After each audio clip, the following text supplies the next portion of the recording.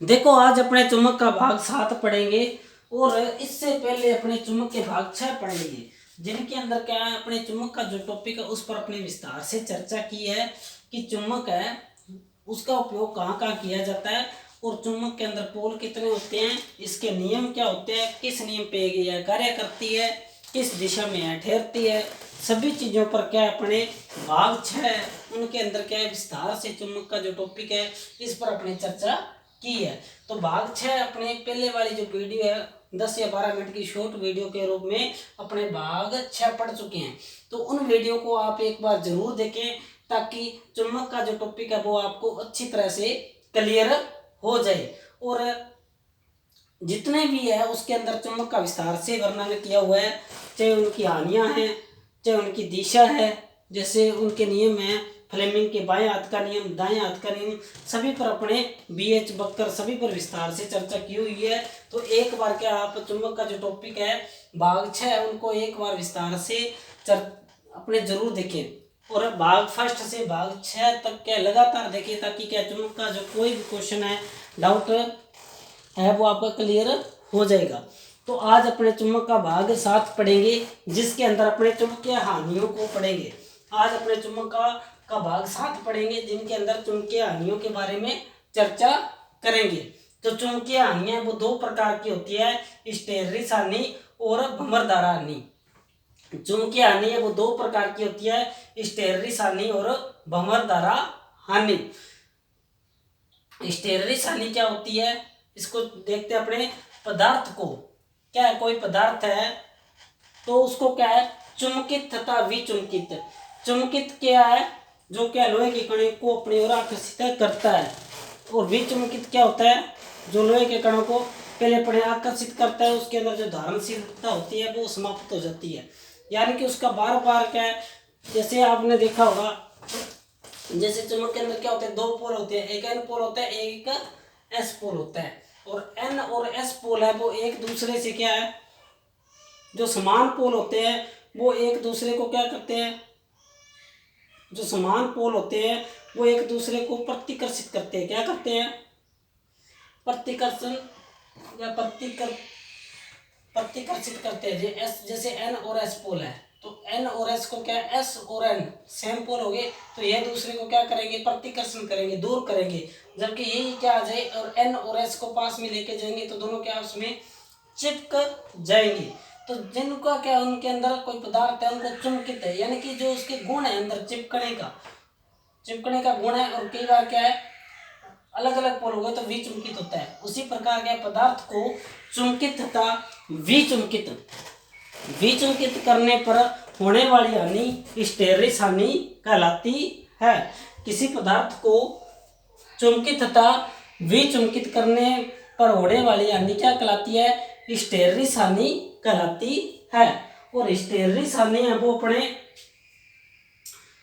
क्या है उसको यह क्या करती है भाई, हिस्टैरिसीस हानि के कारण कुल उपयोगी फ्लक्स, उपयोगी क्या होता है जिसको अपने क्या उपयोग में लिया जाता है, तो कुल उपयोगी फ्लक्स है वो क्या है घट जाता है। क्या है, कुल उपयोगी फ्लक्स है वो घट जाता है। उसके बाद क्या है भाई, ये हिस्टैरिसीस हानि ज्ञात करने का सूत्र है। तो इससे क्या अपने हिस्टैरिसीस हानि ज्ञात करते हैं। ये क्या होता है, ये होता है अपने हिस्टैरिसीस गुणांक। क्या होता है, हिस्टैरिसीस गुणांक होता है, F फ्रीक्वेंसी होगी, V वोल्ट हो गया, ठीक है। और ये क्या हो गया हिस्टैरिसीस वाट में होती है हानि, तो हिस्टैरिसीस हानि होगी और ये क्या हो गया हिस्टैरिसीस गुणांक होता है, ठीक है भाई। और B क्या हो गया फ्लक्स घनत्व हो गया, फ्लक्स घनत्व हो गया, ठीक है भाई। तो उसके बाद अब हिस्टैरिसीस हानि है तो कोई भी हानि है उसको कम तो करेंगे भाई, क्योंकि हानियां है, हानियों को अगर कम ना करेंगे तो वो तो बढ़ती चली जाएगी। तो उसी प्रकार का हिस्टैरिसीस हानि को कम करने के लिए अपने सिलिकॉन स्टील का प्रयोग किया जाता है। किसका प्रयोग किया जाता है, सिलिकॉन स्टील का प्रयोग किया जाता है। और उसके बाद क्या अपने ऐसे हो गई, उसके बाद है भंवरधारा हानि। भंवरधारा जो हानि है भंवर धारा जो हानि है वो क्या होती है, जब कुंडली में धारा परिवर्तन, जब कुंडली में धारा परिवर्तन होता है तब कोर में ईएमएफ उत्पन्न होता है। आपको पता है जब कोई कुंडली है तो उनमें क्या है, अपने धारा, जब कोई कुंडली में धारा परिवर्तन होता है, धारा देते हैं तो धारा परिवर्तन होता है, तब कोर में ईएमएफ उत्पन्न होता है। ईएमएफ का पूरा नाम क्या होता है, इलेक्ट्रोमोटिव फोर्स उत्पन्न होता है, जिससे क्रोड में धारा प्रवाहित होती है। क्रोड क्या होती है, क्रोड कह दो, कोर कह दो, एक ही बात अभी, क्रोड कह दो, कोर कह दो, एक ही बात अभी। तो क्रोड में क्या धारा प्रवाहित होती है, यह धारा भंवर धारा के रूप में बाहर निकलती है और इसे फकोल्ट धारा भी कहते हैं। काफी बार क्वेश्चन पूछा गया है कि भंवर धारा को अन्य किस नाम से जाना जाता है, तो भंवर धारा को अन्य फकोल्ट धारा के नाम से जाना जाता है। किस नाम से जाना जाता है, फकोल्ट धारा के नाम से जाना जाता है। और क्या इससे कोर क्या गर्म हो जाती है, भंवर धारा से क्या होता है, कोर क्या गर्म हो जाती है, जिससे कुंडली क्या है, शॉर्ट होने की संभावना रहती है। क्या है, भंवर धारा से क्या कुंडली गर्म हो जाती है, अपनी कोर गर्म हो जाती है। अब कोर गर्म हो जाएगी तो क्या है, कुंडली क्या है, शॉर्ट होने की संभावना बनी रहती है। इसीलिए इस भंवर धारा हानि को कम करने के लिए अपने निम्न कार्य किए जाते हैं, उस पर अपने आगे चलते हैं। ये क्या है, भंवर धारा हानि ज्ञात करने का सूत्र है, भंवर धारा हानि ज्ञात करने का सूत्र है। इसको भंवर धारा को किस नाम से जाना जाता है, फकोल्ट धारा के नाम से भी जाना जाता है। अब देखो, आपको पता है डीसी सप्लाई में आवृत्ति कितनी होती है, 0 हर्ट्ज होती है। तो लोहा हानि है वो क्या, हमेशा भंवर धारा हानि है उनके अंदर लोहा हानि क्या होगी, 0 होगी। अगर अपने उसको डीसी सप्लाई देते हैं, डीसी सप्लाई के अंदर क्या होती है, 0 हर्ट्ज, आवृत्ति कितनी होती है, 0 हर्ट्ज होती है। और जिसमें आवृत्ति शून्य होती है तो उसमें लोहा हानियां भी क्या होगी, शून्य होगी। क्या होगी, शून्य होती है। तांबर हानियां आपको पता है, कोई भी मशीन है तो उनके अंदर लगभग क्या 30% होती है। कितनी होती है, लगभग 30% होती है। तो क्या है, जो तांबर हानि है वो लगभग क्या 30% होती है। क्यों होती है, क्योंकि आपको पता है कोई भी मशीन है उनके अंदर अपने तांबे का ज्यादा यूज किया जाता है, तो तांबर हानि सबसे ज्यादा यूज होती है। और जहाँ पे क्या आवृत्ति अपने 0 हर्ट्ज होगी तो लोहा हानियां भी क्या होगी, 0 हर्ट्ज हो 0 हर्ट्ज, यानी कि लोहा हानियां 0 होगी। क्यों होगी, क्योंकि लोहा हानियां वो सीधी सीधी क्या आवृत्ति पर निर्भर करती है। ठीक है भाई। और उसके बाद है भंवर धारा। भंवर धारा हानि को कम करने के लिए क्या करते हैं, अपने कम मोटाई की कोर का प्रयोग करते हैं।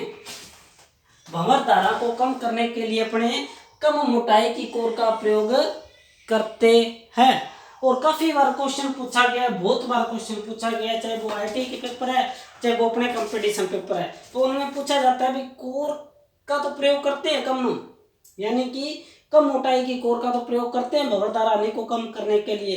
पर कोर की मोटाई कितनी होती है, तो कोर की जो मोटाई होती है वो 0.35 mm से 0.50 mm तक होती है। कितनी होती है, 0.35 mm से 0.50 mm होती है। और ये आपको ऐसे भी देखने को मिल सकता है, 0.3 से 0.5। ठीक है भाई, ये आपको ऐसे भी देखने को मिल सकता है, कई बुकों में आपको ऐसे भी मिलेगा 0.3 से 0.5, या आगे 0 से 50, 0.35 से 0.50 mm तक होती है। मोटाई हमेशा mm में होगी भाई, ये बात ध्यान रख लेना। तो भंवर धारा को कम करने के लिए कम मोटाई की कोर का प्रयोग किया जाता है, और जो मोटाई होती है वो कितनी होनी चाहिए, 0.35 mm से 0.50 mm तक की कोर का प्रयोग किया जाता है। या क्या करते हैं, भंवर धारा को कम करने के लिए अपने लेमिनेटेड पत्तियों का यूज करते हैं। पत्तियों का क्या करते हैं, लेमिनेटेड पत्तियों का यूज करते हैं, जिनसे क्या अपने भंवर धारा हानि को कम कर सकते हैं। भंवर धारा क्या होती है, जो धारा परिवर्तन होती है उससे कोर क्या होती है, गर्म हो जाती है। कोर गर्म हो जाएगी तो कुंडली क्या है, शॉर्ट होने की संभावना रहती है। तो अगर शॉर्ट ना हो, कोर गर्म ना हो, तो क्या करेंगे, पत्तियों को लेमिनेटेड करेंगे। और पत्तियों को लेमिनेटेड करते हैं तो पत्तियों की जो लेमिनेटेड है वो कितनी होनी चाहिए, पत्तियों की मोटाई कितनी होनी चाहिए, 0.25 से 0.50 mm तक होती है। तो इम्पोर्टेंट क्वेश्चन है, डाटा बहुत बार पूछा गया पेपर में। अगर कोर की मोटाई पूछ ले, कोर की मोटाई पूछ ले तो 0.35 mm से 0.50 mm होती है। अगर पत्तियों को लेमिनेटेड करने की जो मोटाई होती है, पत्तियों की मोटाई पूछ ले तो 0.25 से 0.50 mm तक होती है। काफी बार क्वेश्चन पूछा गया भाई, तो इसमें कंफ्यूजिंग आपको नहीं होना है। 0.35 mm से 0.50 mm है, वो तो है अपने कोर की मोटाई, और पत्तियों की जो मोटाई है वो है 0.25 से 0.50 mm तक। लास्ट में तो सेम ही रहेगा 0.50 0.50, लेकिन उसमें क्या है मोटाई के अंदर, उसमें 0.35 है और पत्तियों की मोटाई है 0.25। 25 और 35 का फर्क रहेगा, 50 बाकी क्या है सेम ही है। तो कंफ्यूजिंग आपको नहीं होना, क्या है मोटाई की थोड़ी सी ज़्यादा होगी 0.35, जबकि पत्तियों की क्या होगी मोटाई थोड़ी सी कम होगी। ठीक है भाई, तो ये था आज का अपना छोटा सा टॉपिक है। चुंबकीय हानियां दो होती है, कौन सी होती है, स्टेरलिस हानि और भंवरदार हानि। स्टेरलिस हानि क्या होती है, किसी पदार्थ को बार बार चुंबकित या विचुंबकित करने पर होने वाली जो हानि है वो क्या होती है, स्टेरलिस हानि कहलाती है। और भंवरदार हानि क्या कहलाती है, जब कोई कुंडली में अपने धारा देते हैं तो धारा में होने वाला परिवर्तन क्या है, भंवर धारा कहलाता है। भंवर धारा क्या है, कोई कुंडली में धारा देंगे तो धारा परिवर्तन होएगी, तो धारा परिवर्तन होएगी तो कुंडली क्या है गर्म होएगी, और कुंडली कोर अपने कोर गर्म हो जाएगी, कोर गर्म होएगी तो कुंडली क्या है शॉर्ट हो जाएगी, जिनके तरफ बाइंडिंग करते हैं। तो कुंडली शॉर्ट हो जाएगी तो क्या होगी, जो बाहर निकलेगी वो भंवर धारा के रूप में निकलेगी। तो इससे इसको क्या है फकोल्ट धारा के नाम से भी जाना जाता है। तो काफी बार पूछा गया फकोल्ट धारा को अन्य किस नाम से जाना जाता है, तो फकोल्ट धारा को अन्य भंवर धारा के नाम से जाना जाता है। तो ठीक है भाई, ये भंवर धारा की जो मोटाई होती है वो 0.35 mm से 0.50 होती है, और पत्तियों को लेमिनेट किया जाता है ताकि क्या भंवर धारा को कम किया जा सके, या क्या करते हैं मतलब कम मोटाई की कोर का प्रयोग करते हैं। और पत्तियों की जो लेमिनेटेड की जो मोटाई होती है पत्तियों की वो 0.25 से 0.50 होती है। और स्टेरलिस हानि को कम करने के लिए सिलिकॉन स्टील का प्रयोग किया जाता है। स्टेरलिस लास्ट में से आ गया तो से सिलिकॉन स्टील का प्रयोग किया जाता है। तो ये था आज का अपना छोटा सा टॉपिक, चुंबक का भाग 7। तो अपने क्या है, ये मेरा यूट्यूब चैनल है RS electrician theory 29 RS electrician theory 29 RS। इस चैनल को आप क्या है, ये मेरा यूट्यूब चैनल है RS electrician theory 29 RS electrician theory 29 RS। इस चैनल को आप लाइक शेयर और सब्सक्राइब जरूर करें, ताकि जितने भी आपको इलेक्ट्रिशियन थ्योरी से संबंधित ITI से संबंधित जो वीडियो है वो आपको इस चैनल पर मिल जाएगी। तो आप इस चैनल को लाइक शेयर और सब्सक्राइब जरूर करें, और वीडियो को अंत तक जरूर देखें, और पीछे वाली भाग 6 तक की जो वीडियो कराई हुई है उनको भी एक बार जरूर देखें, ताकि चुंबक का टॉपिक आपको अच्छी तरह से क्लियर हो जाए। तो मिलते हैं अपने नेक्स्ट वीडियो में, तब तक के लिए धन्यवाद।